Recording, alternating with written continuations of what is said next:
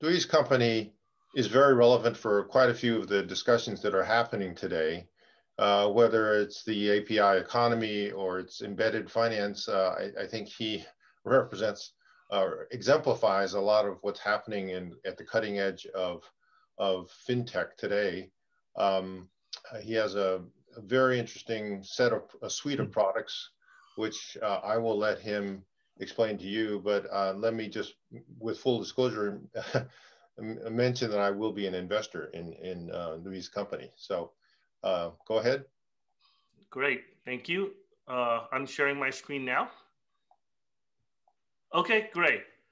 Back in 2018, I realized that there were two macro trends that were emerging. The first is that it's super easy to build world-class applications. This is due to frameworks like GCP, AWS, Google Firebase, Flutter. The second was that more and more companies were offering financial products, and it wasn't just the fintechs like Robinhood and SoFi and Lending Club, but also companies that you would never think of as fintechs. And there's a few examples here. So in 2018, I started Productfy with the thesis that financial services was moving towards the edge. And our core value proposition is that we help clients launch financial features in as little as 3 weeks.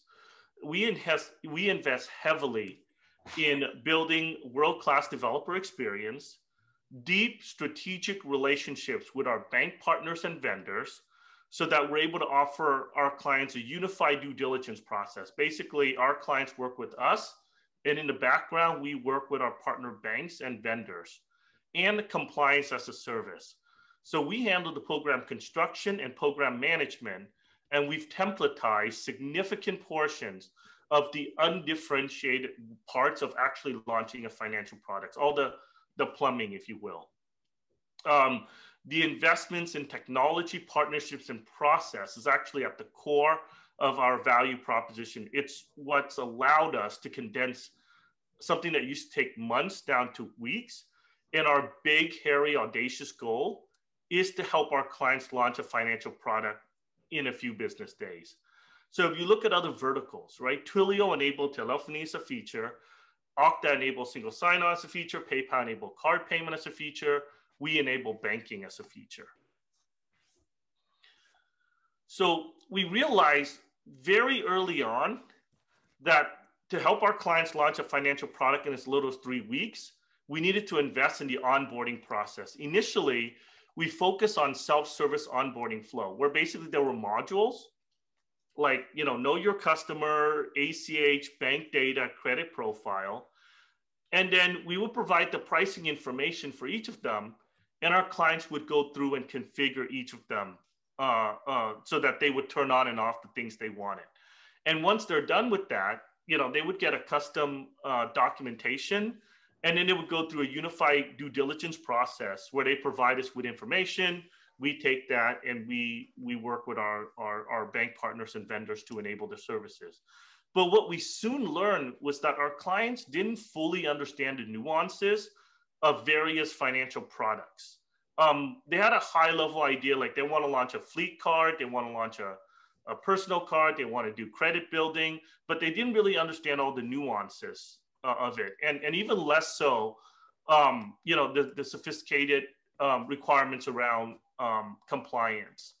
And so we actually started to build out our compliance and financial operations team. We brought on the former head of compliance at Wachovia Securities, Bank of the West, and Lending Club to be our head of compliance. We brought on a COO from Noble Bank as our head of FinOps. And then we brought on head of integrations at PayPal to run servicing for us. And we also brought on a former VP of Ripple and product head at Green Dot's BaaS program to continue to invest in the platform. So, what we've learned is that to improve the offering so that someday we can allow our clients to launch a financial product in a few days, we're evolving our onboarding process to what you see here, which is it's not so much about asking our clients what modules they want to turn on, what features they want to turn on. but it's actually allowing our clients to tell us what they want to launch. So it starts out with like, are you doing deposit services? Are you doing card issuance? Are you doing a credit builder program? Are you doing payment? And then we basically walk them through why we enable certain modules and configure them a certain way. So there's a educational component to it, so that they're like, oh, this is why you're turning on account verification. This is why you're turning on data aggregation. This is why you're turning on same day ACH, right? So it's to help our clients understand why things were configured a certain way, so they don't have to figure out what to turn on. They just need to tell us what they want to do. And then at the end of that is that we give them a step-by-step integration guide, which is not only going to walk their dev team through how to embed our widgets. We have open source UI widgets, as well as code through that you can integrate with through a GraphQL API. But it's also to teach the operations team how to actually support this product that they're about to launch. So in addition to the world-class developer experience that we've embedded here, we've done a ton of heavy lifting around compliance, program construction, program management, and program monitoring. So basically, to achieve our big, hairy, audacious goal of helping clients launch financial products in a few days, we have to take a fundamentally different approach than what's out there. So existing BaaS solutions today tend to fall into one of three buckets, right? You're either technology only. And it's like, yeah, we provide the tech, and you go and you figure out bank partnerships and, strategic relationships and partnerships with the networks and whatever it is that you need to do. We think that this doesn't work because most companies just don't have the partnerships or the level of sophistication, to work with like 10 different vendors and partners. And certainly you won't be able to launch a product in a few days if you're going out and trying to stand up everything on your own. We also think that a bank trying to expose its API is limited by what the bank charter allows it to do. And you're never going to get a bank that's going to achieve AWS scale, where they can really enable any company to launch a financial product. And the third is like a layer of technology on top of an existing bank. And the problem with that is that you're still stuck with the same charter, and you've kind of introduced a middleman in the process. So, our approach is fundamentally different, right? We started out by building an omni-purpose general ledger on a highly available platform. And on top of this platform sits a marketplace of enablement services, be it our partnership with Equifax, or data aggregation, or the ability to issue cards. And then all of this is wrapped inside a unified layer of DevX, UI widgets, API, compliance as a service, all built on top of a network of financial institutions. So what we're building, in effect, is the first ever distributed financial infrastructure, where we're going to be able to route transactions and deposits and create a truly distributed financial infrastructure. And so what you get from this approach is a full set of features that scale across different financial institutions. For instance, you would want to launch a debit card program with a bank that's Durbin Amendment exempt. You wouldn't necessarily, you probably would never launch it with a larger financial institution, but whereas those might be better at doing credit products. So it's really providing a suite of services distributed across a network of financial institutions. It's redundancy. And I think this is the part that I never understood why it's so overlooked. If we weren't talking about fintech, if we were just talking about any technology product, and Howard would say, Yui, tell me about your architecture. And I say, well, Howard, I have one server sitting on top of one database. Howard would be like, that's a crazy idea. That's really stupid. That would never work. And yet somehow, people think it's a good idea to build the entire company sitting on top of like a regional or community bank without any redundancy. And so we've done we've built this redundancy, not only from a technology standpoint, from a strategic partnership standpoint, and from a financial institution standpoint. And we've done a lot of the heavy lifting around compliance, monitoring, and due diligence, and to provide a world-class DevX with unified API and widgets. So what that means is that the same KYC tools, APIs, UI widgets that our clients' users use to go through, for instance, to open a deposit account at Bank A, can be reused for a credit builder program at Bank B and a card product account at Bank C. And this greater amount of efficiency leads to very compelling commercial terms. And that's what we really want to do, is provide not only price transparency, but price competitiveness, because we very much want to democratize the process of building a financial product. So how we think about becoming an indispensable fintech platform. It's not just about the marketplace, strategic relationships. It's not just about the infrastructure, the highly available infrastructure and the secure data storage. It's not just about the world-class DevX. It's not just about the compliance, the unified due diligence, but it's also about the enablement service. For instance, we know that to successfully launch a deposit account, we'll need to wire that up with direct deposits. It's not rocket science. It's something that every fintech will eventually learn. And for clients that want to offer an unsecured credit card, for instance, we put them on a path.